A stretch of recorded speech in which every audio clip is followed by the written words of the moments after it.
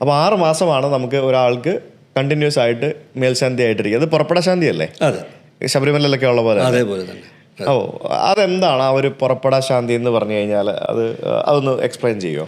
അതായത് നമ്മളിപ്പോൾ ഭഗവാന്റെ എല്ലാ പൂജകളും കഴിക്കുക, അവിടെ ഫുൾ ടൈം ഭഗവാന്റെ കൂടെ തന്നെ നമ്മൾ മാക്സിമം സമയം അകത്ത് തന്നെയാണ് നമ്മൾ ചിലവഴിക്കുന്നത്. നമുക്ക് പുറത്തേക്ക് പോകാനൊരു സമയമില്ല. പിന്നെ പുറപ്പെടാശാന്തി പറഞ്ഞാൽ നമ്മുടെ ആ മനസ്സും ശരീരവും ഒക്കെ ഭഗവാനിൽ അർപ്പിച്ചുകൊണ്ട് ആ ഭഗവാന്റെ സന്നിധാനത്തിൽ തന്നെ ജീവിക്കുക, കഴിയുക എന്നുള്ളതാണ് അതിൻ്റെ പ്രത്യേകത. അതുകൊണ്ടാണ് പുറപ്പെടാശാന്തി എന്നുള്ള ആ ഒരു കൺസെപ്റ്റ്. ഇത്രയായിട്ടും നമുക്ക് അത് വേറൊരു ഫീലാണ് നമ്മൾ അവിടെ തന്നെ നിൽക്കുമ്പോൾ.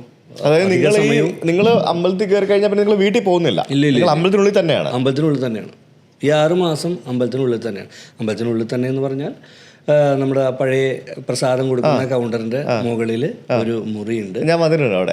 ഞാൻ വന്ന് കണ്ടിട്ടുണ്ടല്ലോ ആ സമയത്ത്. മുകളിൽ വന്ന് കണ്ടിട്ടുണ്ട് അല്ലേ? മുറിയിലാണോ വന്ന് കണ്ടിട്ടുള്ളത്? പ്രസാദം കൊടുക്കുന്ന പ്രസാദം വാങ്ങിച്ചിരുന്നു. താഴെയായിരുന്നു. അത് മേശാന്തിയുടെ മുറിയാണ്. നമ്മൾ അവിടെയാണ് നമ്മൾ കഴിയുക. അവിടെ തന്നെ ഊണ് ഉറക്കം എല്ലാം അവിടെ തന്നെ. ഓക്കെ. അതെ. അപ്പൊ വീട്ടിൽ പോകാൻ പറ്റില്ല? ഇല്ല, അവിടെ തന്നെ. ഓക്കെ. ഫോണൊക്കെ ഉപയോഗിക്കാൻ പറ്റില്ല എന്ന് പറഞ്ഞാൽ ചേട്ടാ ശരിയാണോ? പറ്റില്ല. ഫോൺ പോലും ഇല്ല? ഇല്ല, ഒന്നുമില്ല. Completely detach. അതായത് നിങ്ങൾ വീടുമായിട്ടൊരു ബന്ധമില്ല? ഒരു ബന്ധമില്ല. അച്ഛനും അമ്മയൊക്കെ വരും, എടുത്തിയും ഒക്കെ തൊഴാൻ വരും. മാനസിക്ക് വൈഫിന് വരാൻ പാടില്ല, മീൻസ് നമ്മളെ കാണാനായിട്ട് വരാൻ പാടില്ല എന്നുള്ളതാണ് എൻ്റെ ഒരു. വൈഫ് വരാൻ പാടില്ല? ഇല്ല.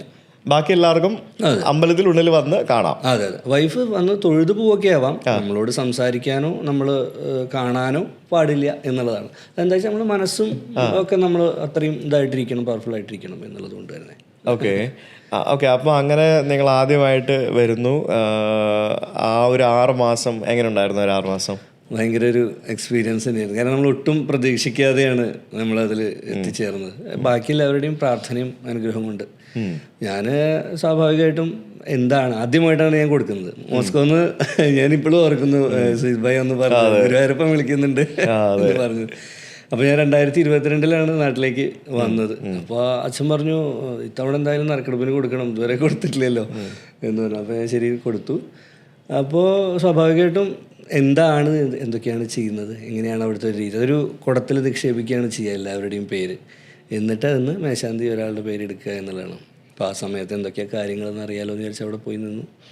അപ്പോഴാണ് എൻ്റെ പേര് വിളിക്കുന്നത്. അപ്പോൾ സത്യം പറഞ്ഞാൽ ഭയങ്കരമായിട്ടുള്ളൊരു സന്തോഷം തോന്നി, വിഷമം, കണ്ണുന്നൊക്കെ വെള്ളം വന്നു. കാരണം നമ്മൾ തീരെ പ്രതീക്ഷിക്കാത്തൊരു സംഭവം ഉണ്ടാകുമ്പോൾ തീർച്ചയായിട്ടും. അപ്പോൾ ഭഗവാനെ പോയി നമസ്കരിച്ചു. സത്യം പറഞ്ഞാൽ ഞാൻ എന്താ ചെയ്യേണ്ടത് വെച്ചില്ല. അപ്പോൾ തന്തി പേര് നമസ്കരിക്കൂ എന്ന് പറഞ്ഞു. അപ്പോഴാണ് ഭഗവാന്റെ മുമ്പിൽ നമസ്കരിച്ചത്. അതും പോലും എന്താന്നുള്ളത് നിശ്ചയില്ലാത്തൊരവസ്ഥയായിരുന്നു. എന്നിട്ട് പിന്നെ 10 ദിവസത്തോളം ഭജനമാണ്. മുമ്പത്തെ മേശാന്തിയുടെ കൂടെ നമ്മൾ കാര്യങ്ങളെല്ലാം മനസ്സിലാക്കുക എന്നുള്ള രീതിയിൽ.